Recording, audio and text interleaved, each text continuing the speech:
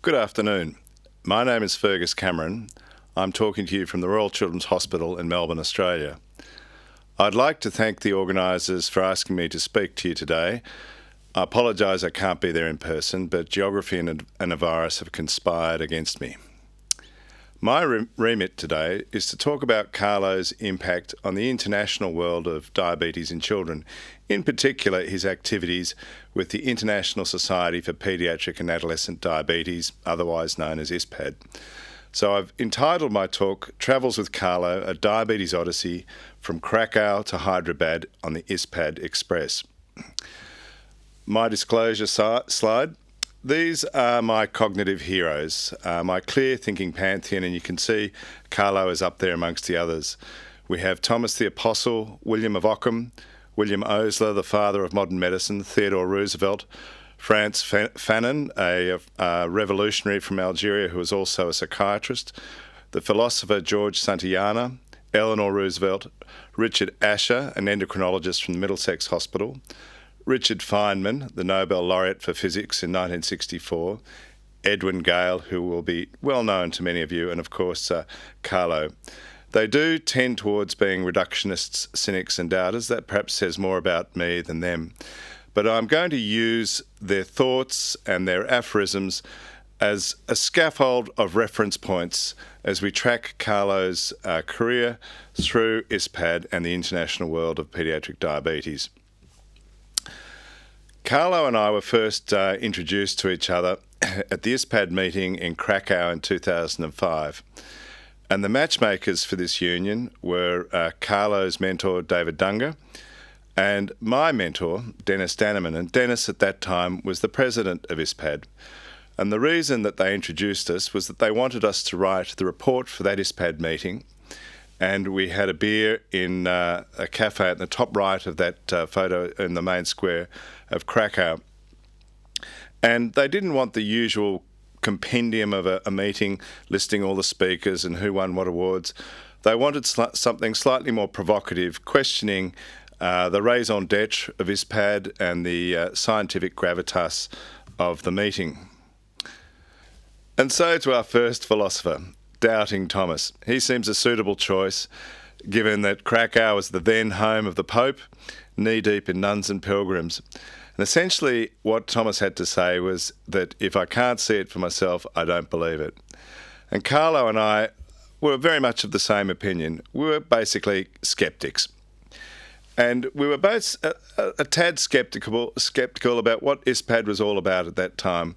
We felt that some of the science was dilute, and there was a lack of distinction between what was science and what was opinion. And in the opening paragraph of our report, we expressed this. We said that ISPAD meetings have traditionally been comprised of a mixture of quantitative scientific research, qualitative research, opinion, and consensus. At its best, this combination creates a milieu where science informs clinical practice, yet at its worst, it might form a polyglot of non-consensual agreement and selective science that is used to justify opinion, which results in confusion, discord, and inconsistent clinical practice. Clearly, the struggle to achieve the former outcome should be the priority for ISPAD, and based on the content of that year's meeting, we felt they were well on their way. To our next philosopher, Richard Feynman. And Richard Feynman, in his opening address at Yale, mentioned this notion of cargo cult science. And by cargo cult science, what he was referring to was practices that look like they're scientific, but in fact do not follow the scientific method. And this was something that we felt was creeping into ISPAD. And we made comment about this as well. The fusion of art and science in clinical practice has the potential to greatly enhance the diabetes care experience. However, the practice of evidence-based medicine demands that these two components of care be used in a complementary rather than interchangeable manner. Rigorous science must be used to inform the art of clinical practice. ISPAD meetings will and should continue to overtly distinguish between these two paradigms, ensuring the benefits of each, yet avoiding the confusion of an indiscriminate admixture. So that was our first foray into ISPAD politics, I suppose. And ISPAD, in the spirit of never letting a good deed go unpunished, after that report, sent us to their deepest dungeon. Their deepest dungeon being the guidelines for adolescents in the ISPAD compendium. And Carlo and I found ourselves, in fact, I got three sentences. Carlo only got two, but we certainly, this is where we first learned to write together and bounce ideas of each other. Carlo, of course, as he came out of this ISPAD dungeon, blinking into the light like the prisoners from Fidelio, Carlo and I were elevated to ISPAD Council. And for reasons that even to this day remain a mystery to both of us, it was a slightly opaque process, and our activities there were also slightly confusing to us. But we had our standard 2-year term and got to know many ISPAD colleagues, and I think the whole experience was very worthwhile. Certainly it was for Carlo. Coming to our next philosopher, Teddy Roosevelt. And this is that famous the man in the arena quote, where it is not the critic who counts. The credit belongs to the man who is actually in the arena, whose face is marred by dust and sweat and blood, who strives valiantly. Carlo was not somebody to be an armchair critic. He was not somebody to stand outside the tent and carp. He wanted to be inside the tent. If he felt something wasn't right, he wanted to be in there making a difference. And this was very much Carlo's style. To wit, Carlo got deeply involved with the ISPAD guidelines and in fact became a senior editor in the 2014 guidelines. And as I'd mentioned, we were very strong on introducing evidence basis to these guidelines, and that had happened in the 2008 guidelines, but certainly under Carlo's guidance and his colleagues, it must be said, the American Diabetes Association system of evidence-based guidelines was brought in, and the whole exercise became much more rigorous and much more robust. Carlo got so involved that, in fact, he was involved in the 2018 guidelines, in actually 7 of the guidelines. So you'll see his name there amongst the authorship groups in all of these guidelines, and they span the whole area of diabetes, showing his broad interest in type 1 diabetes. Carlo, if he was still with us today, was slated to be the co-chief editor for the next set of guidelines, ISPAD guidelines, in 2022. He had also become an associate editor for the journal Pediatric Diabetes, which has become the de facto scientific ISPAD mouthpiece. So Carlo was definitely involved in this space. Our next philosopher, Eleanor Roosevelt, who said, "Do one thing every day that scares you." And Carlo stepped up to this. At the ISPAD meeting in Toronto in 2014, he was given the unenviable task of debating with Margaret Lawson the topic, "Is new technology improving diabetes care in children and adolescents?" Margaret was for the for, Carlo was for the nay. And the extent to which being given this task rocked Carlo back on his heels, I think is you can see in his dress sense. Whereas Margaret wore a very bright primary colours with hers, Carlo chose to colour himself or camouflage himself with the drapery behind the lectern, trying to obviously disappear into the wall.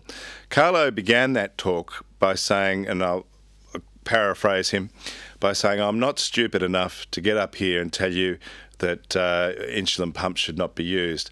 What Carlo was discussing or putting forward was that there needed to be a nuanced approach, that technology wasn't necessarily suitable for every child and adolescent. And to prop up his thesis, Carlo brought out evidence after evidence, Cochrane reviews, randomised controlled trials and the like. And this ended up being a rather fraught session. It certainly energised the audience, almost to the point of being rancorous. And it culminated, I think, in a point where a very senior ISPAD member stood up and essentially made a very unscientific comment, said we should ignore Cochrane reviews and randomised controlled data when we know they are wrong. And that really gave everybody pause to think, and certainly Carlo and I found that a very, very disquieting comment. There were other moments in ISPAD where it was easy to get one's head shot off, sticking it up over the parapet, and perhaps the open debate about guidelines around hypoglycemia were one. And I remember being in email contact with Carlo prior to submitting some commentary, and I really gave him the gladiator's salute. I said, "We who are about to die salute you," just before I hit the send button. And Carlo's response via email to me was, "Yes, we who are about to die salute you indeed. All I can say is make your sword as sharp and wear your armour that's strong enough. It is better to die with honour than to live without." That's pretty strong stuff for a couple of paediatric endocrinologists. Good on you. You're absolutely right to challenge this. The whole hypoglycemia thing has, in my opinion, been conflated and confused and exaggerated. I suspect it is the same in Australia. But here we have the technology evangelists who preach that severe nocturnal hypoglycemia is a major problem, hence the need for more technology. And this is what really used to set Carlo off, this next bit. Then we have the social media trolls who are continually posting their blue candles and making out that young people with diabetes are keeling over with hypoglycemia with all the monotonous regularity of proverbial canaries in the coal mine. It's ridiculous and has done much damage to patients and families, like you say. And then he went on to think that the dead in bed thing was much overstated, and I agree with him. And this was one of the few things that really would fire Carlo up, primarily because of the distress it was causing families. Our next philosopher, Richard Asher. It is not always worth the discomforts of major surgery to get minor recovery. And this summarises to some extent what Carlo felt about technology. In the wash-up of that debate, Carlo was asked to write a review article. He'd made a very compelling case despite the rancorous reception, and Carlo single-handedly wrote this article, "The Rise of Technology in Diabetes Care, Not All That Is New is Necessarily Better."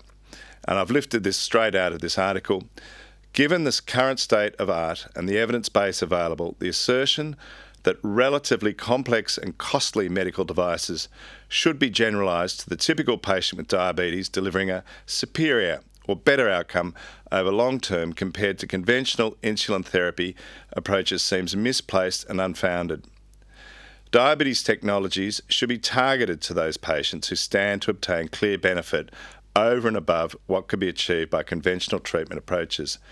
This also means removing discriminatory barriers that continually or currently seem to disadvantage patients belonging to certain ethnic and socioeconomic groups.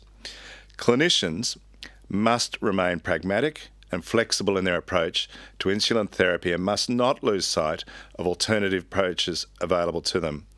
Ultimately, treatment regimens should always be individualised, and diabetes care teams should be focused on achieving glycemic targets by whatever means best suitable to the patient.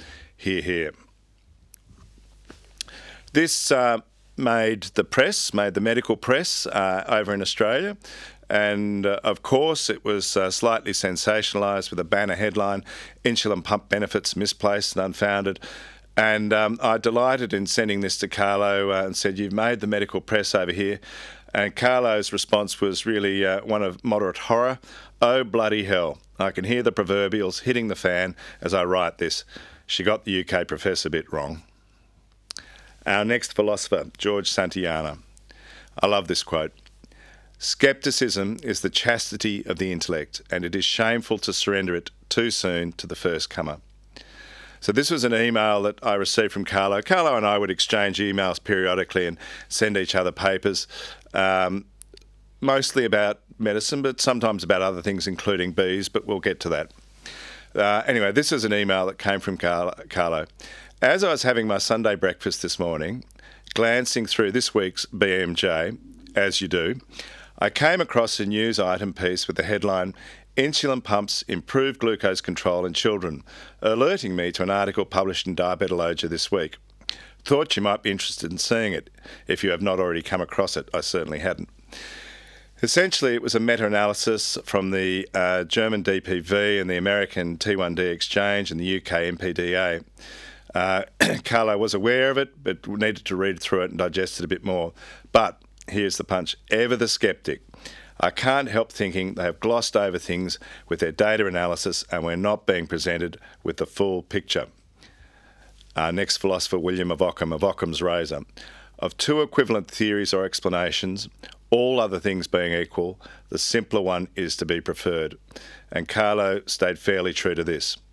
Looking at the data provided, and in Figure 1 in particular, I'm not convinced by their conclusions and feel that the difference they observe is more about general healthcare, type of healthcare systems and the countries involved, rather than the specifics of the technology.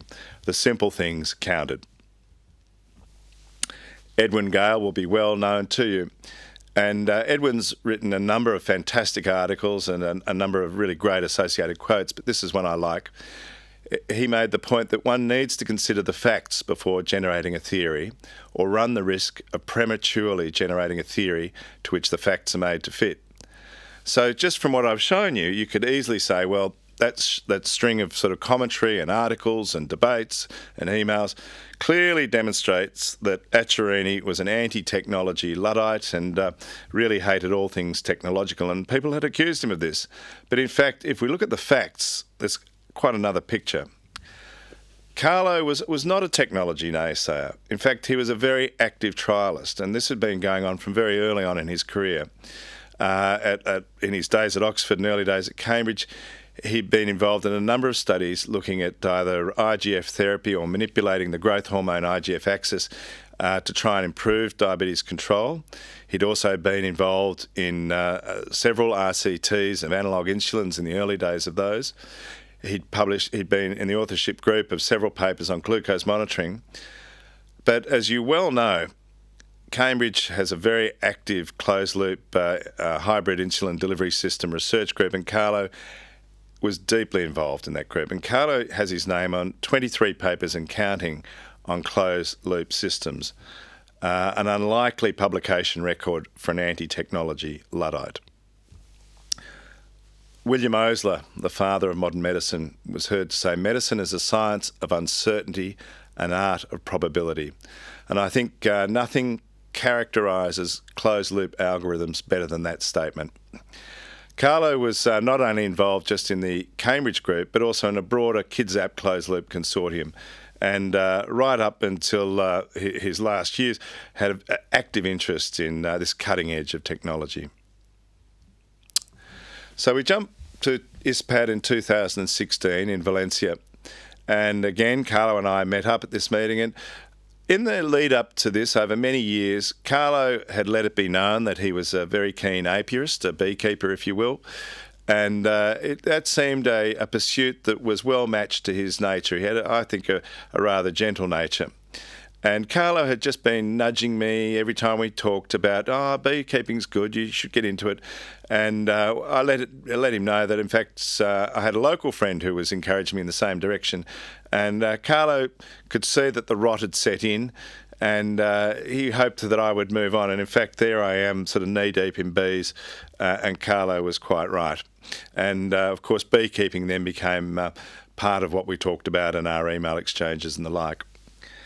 So to extract revenge, I guess, I invited Carlo to speak at our local scientific group, the Australasian Paediatric Endocrine Group scientific meeting in Hobart in 2017.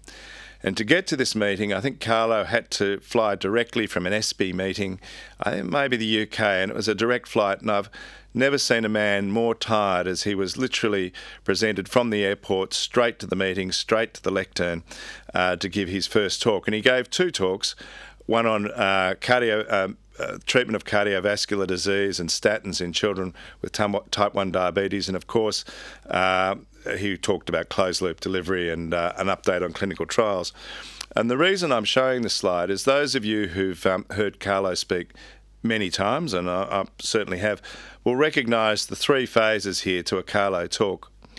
The opening phase, and that's image on your left, is Carlo opening his talk, and you can see he's squaring up to the bowler well.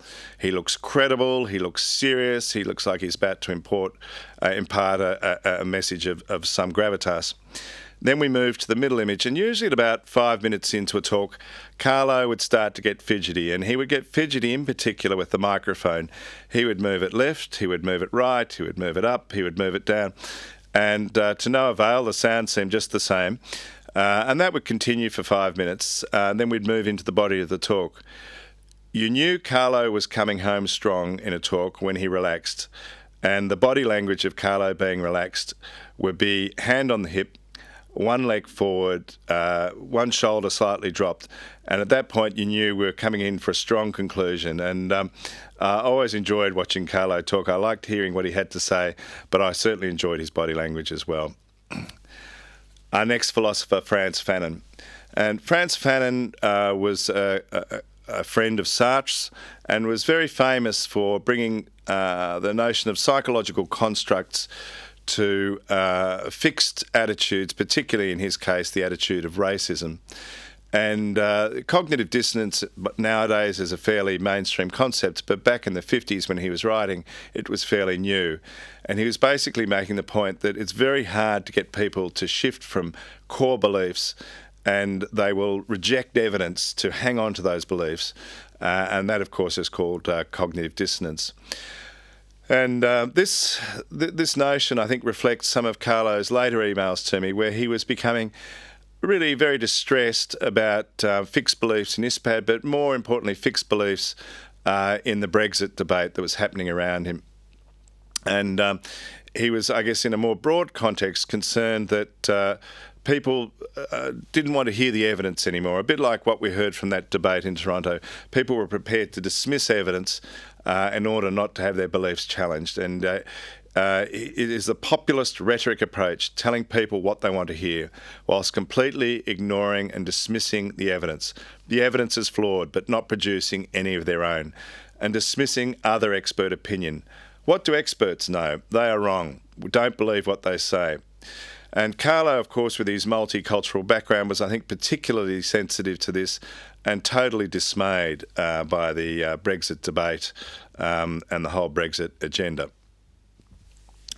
The last ISPAD meeting I had with Carlo was at Hyderabad. And here's a photo of David and Carlo and myself. At the end of the meeting, we were wandering around Hyderabad.